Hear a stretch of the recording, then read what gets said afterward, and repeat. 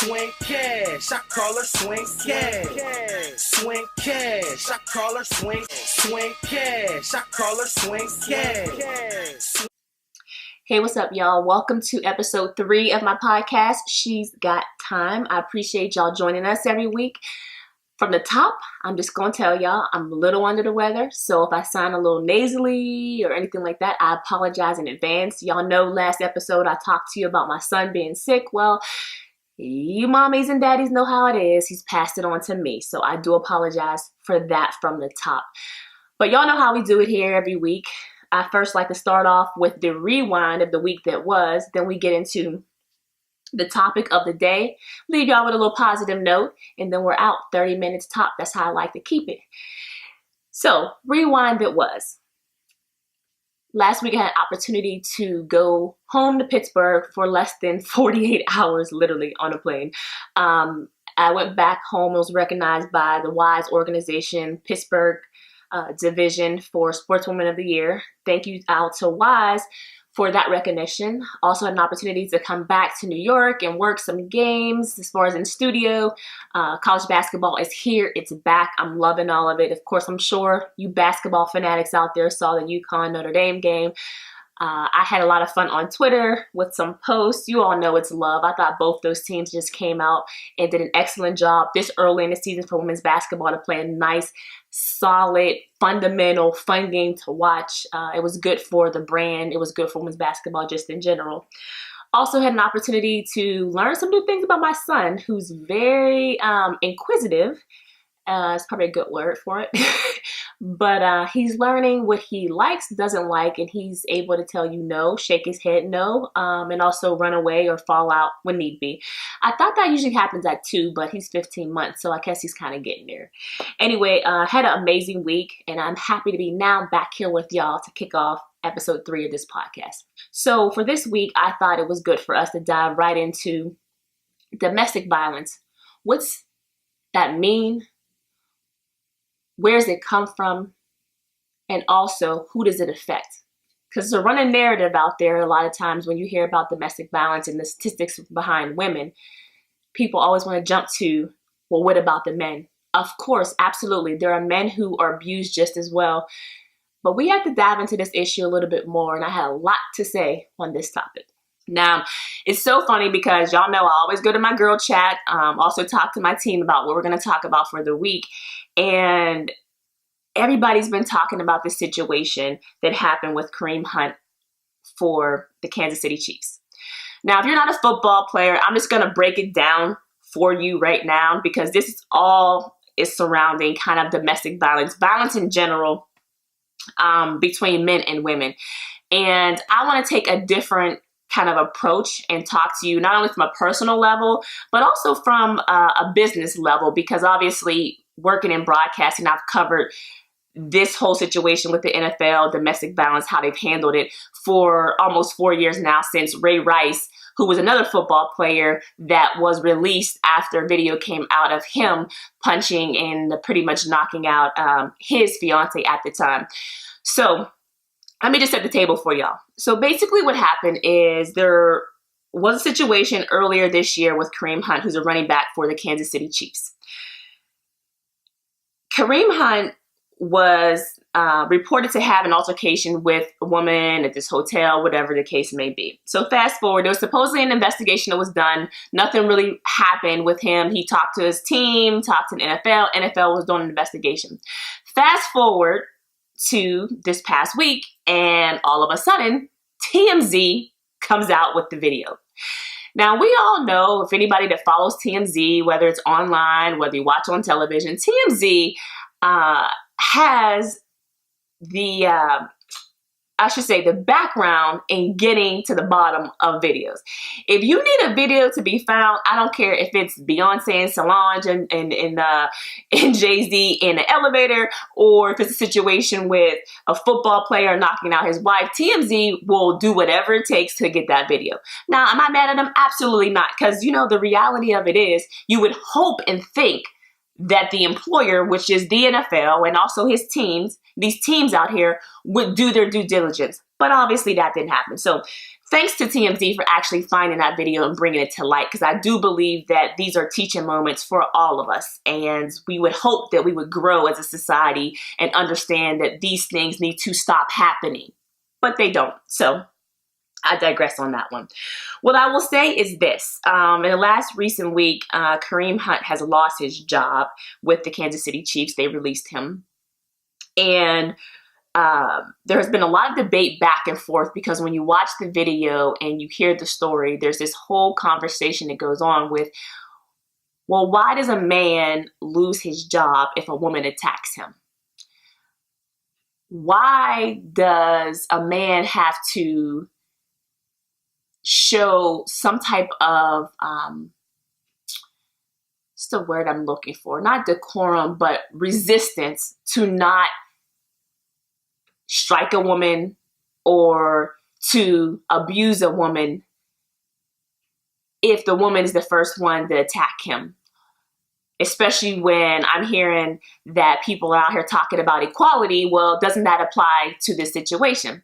I'm going to address all this in a second, but I had an opportunity to go into my girl chat, and the funny thing about it is that there were diverse opinions about this topic. And when it comes to not only this situation with Kareem Hunt and the football player and the video coming out and him striking a woman and also kicking a woman, but it came down to some people, some women in my group chat looked at it from different angles. And once again, everything that usually happens will come back to gender, race, equality, socioeconomics.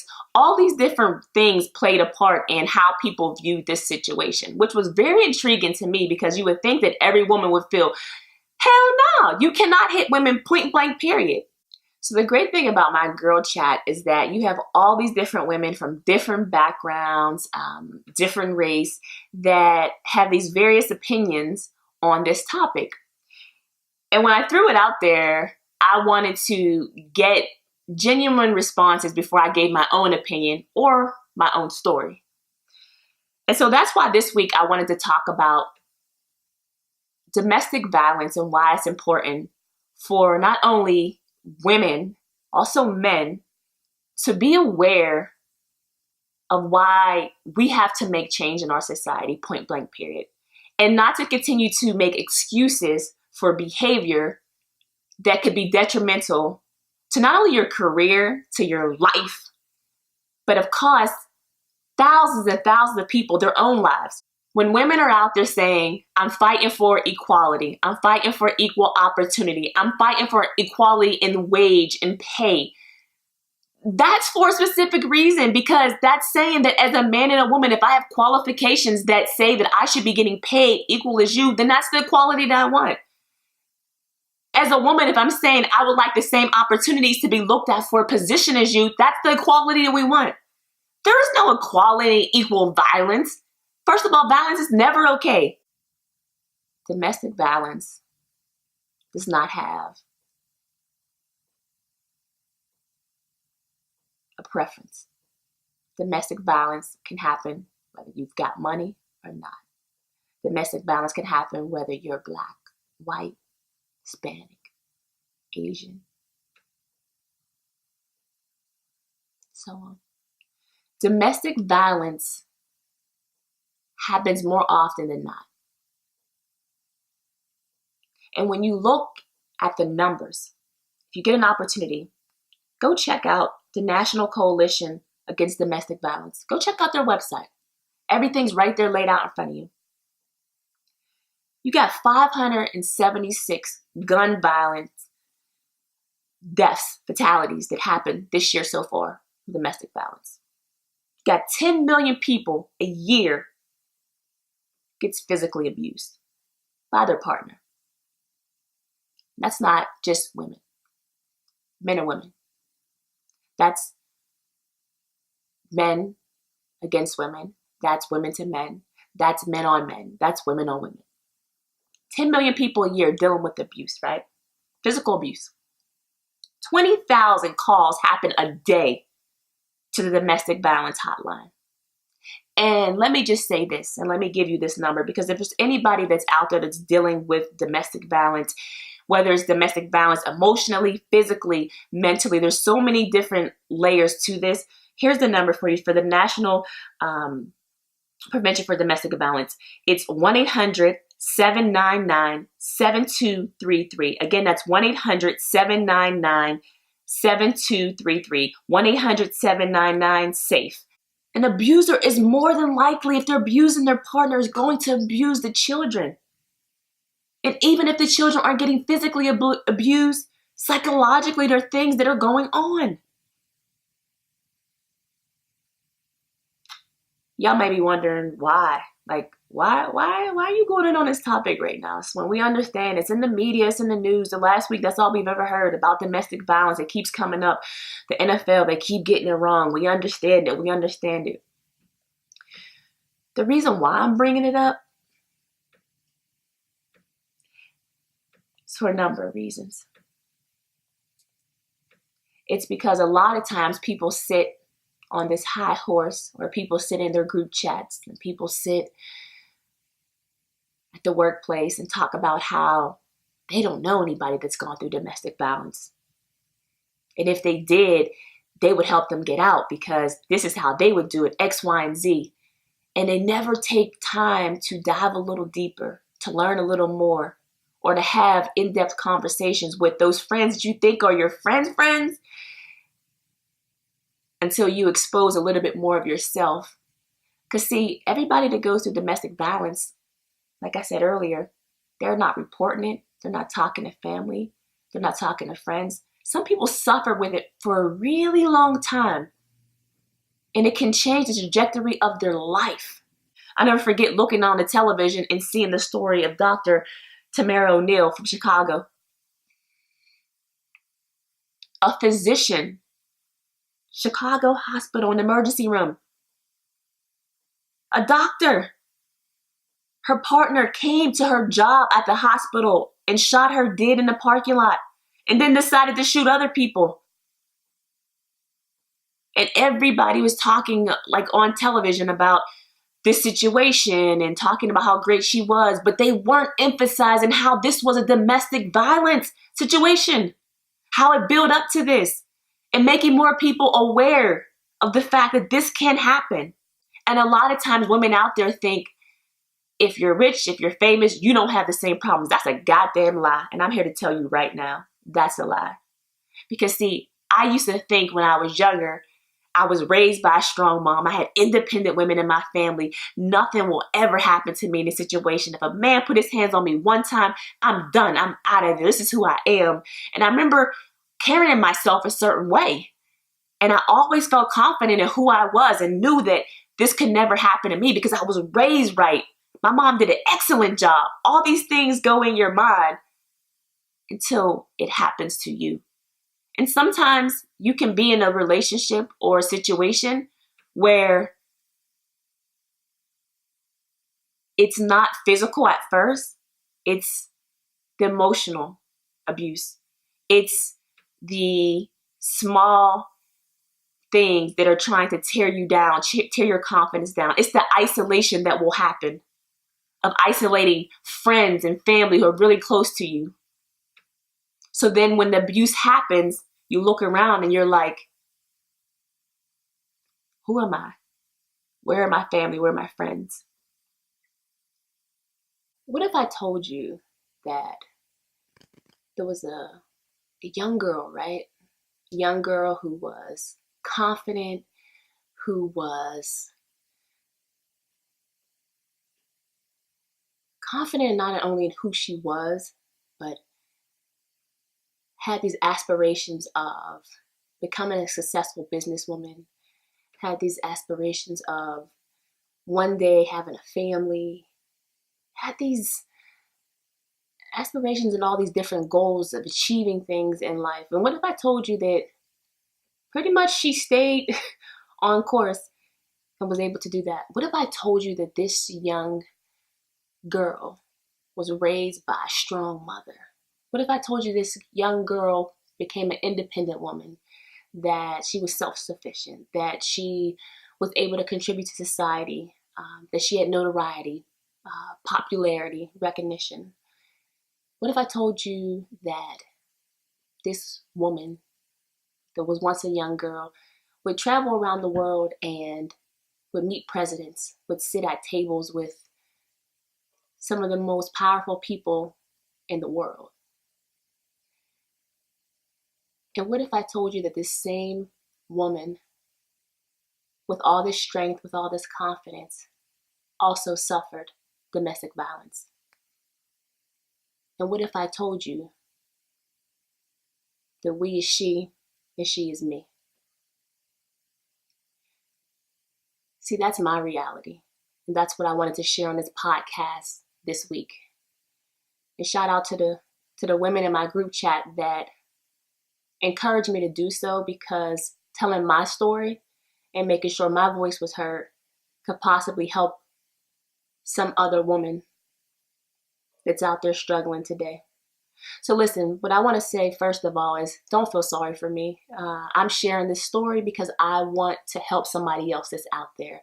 I want people to realize that a lot of times when you judge and you have stereotypes of what you think people should do if they're in an abusive relationship, or how they should react, or what you would do if you're in that situation, it isn't always the case. See, because for me, I never would have thought that I would have been one of those women that went through a physical altercation and stayed for a while after that. And I always questioned myself about, why did I do that? Why did I stay? Was there something I did? I had so many question marks, and I had to go talk to somebody, because even when I was out of that relationship and I moved on, a lot of that pain, a lot of those scars stayed with me, because I was afraid to really share with the people closest to me. I was afraid to let my mother know what really, really happened. I was afraid to let my family know. You know why? Just like a lot of other women, you're afraid. You're almost protecting the person that was an abuser to you. You look at the way society is today and you think, you know what? What if this was just one time thing? What if he's a good guy? Look how black men are treated in our society. I don't want to put another black man away. He comes from a good family. You make all these excuses, and then you realize you're not thinking about yourself. See, because anytime that a man ever thinks it's okay to hit, smack, punch, drag down some stairs, throw out the door a woman, he has issues that he needs to address and fix in himself. And you are not helping him by making excuse after excuse. Men, you are not helping other men or other women by making excuse after excuse. And I know all the time people like to use this whole saying that, what would you do if that was your sister or your mother or your daughter? And then immediately guys are like, oh, no, but women need to keep their hands to themselves. I've heard some people say it. Yes, of course. But the reality is that there should never be a time ever when a man thinks it's okay to physically abuse a woman. And I don't believe that women should go around hitting men. And if they do, whether it's vice versa, whatever the case may be, because I have friends in the LGBT community and they have some of the same issues. It doesn't matter whether it's men and women, whether it's man and man, woman and woman. Abuse is real. I've given you all the numbers and the stats. And the reason why I'm sharing my story right now, which I also did 4 years ago for the first time ever on We Need to Talk, with Lisa Leslie and Dara Torres. And we're looking at each other like, damn, we're all Olympians. We all got gold medals. And we've been through the same situation that maybe a woman out in Iowa or a girl down in Arizona, somebody out in Florida could have gone through. Domestic violence does not have a face that says that you have to be a woman that's a stay-at-home mom. It can happen at any given time. And here's my message to anybody that's out there. There's help. There's people that care. And if it can happen to me, it can happen to any other woman. We is she and she is me. We all go through some things that have a common thread. The question is, what are you going to do about it? I'm happy right now, happily married. The situation happened before my marriage. Have a nice, beautiful, healthy baby boy. And my reality is this. Yes, I'm a survivor, but I'm a fighter. And I encourage everybody, every survivor that's out there to be a fighter. I encourage people that are listening to this that've never gone through it to look to your left, to your right, and look at your circle around you. Trust me. Sometimes it's the ones that are silent, the ones that aren't talking about things, that are suffering the most. So thank you to my warriors and my girl chat for encouraging me to be selfless and to know that this week, this podcast needed to be about this issue. And so the reason why I wanted to share this with you all on this episode is not because, like I said, I don't want you all to feel bad for me. I am good. I'm in a great place, and I'm constantly evolving. And I hope pursuing my purpose and doing things here in life that are pleasing to God and to my family, to my friends, and to you all that follow me out there and have been on this journey with me through basketball, television, business, whatever the case may be. And this week, my take a seat, take a bow, level up and straighten your crown. The first one, take a seat, has to go to the NFL. Can you please get it right? I mean, it's been 4 years since Ray Rice, and unfortunately, it doesn't seem that you have made enough progress. For this situation to happen with Kareem Hunt now just shows your lack of compassion, I think, for how severe this topic of domestic violence really is. So you have to take a seat. Take a bow has to go to all of the organizations out there that are fighting so hard for the survivors of domestic violence. The hotline, again, is 1-800-799-7233. We appreciate all of your great work. And our level up and straighten your crown has to go to all the survivors out there of domestic violence. We appreciate who you are. Know that you are loved, that you are powerful on the inside, you're confident, you're strong, and whatever you've gone through, there's always light, and you're going to get to that other side. Lastly, I want to leave you with my positive note. To whom much is given, much is required. There is a social responsibility we all have to have with these platforms. And if you don't have it, you need to get one, because we have to be the change that we want to see. And it's important for us to continue to talk about these topics. All right, y'all, before I get out of here, I just want to encourage you to make sure you go to all of our social media outlets. We got Twitter, we got Instagram, we got Facebook, and that is at She's Got Time. Make sure you also go to our YouTube channel to watch all the episodes and subscribe to us on YouTube at She's Got Time. And lastly, make sure you email us at swingottime@gmail.com. Again, that's swingottime@gmail.com. We love to hear your comments and just what you would like to hear on the show. Always a pleasure for me to be here with you all. Thanks for tuning in. God bless. And we'll see you next time on She's Got Time. Swin Cash. They call her Swin Cash. Swin Cash. I call her Swin Cash. Swin Cash. I call her Swin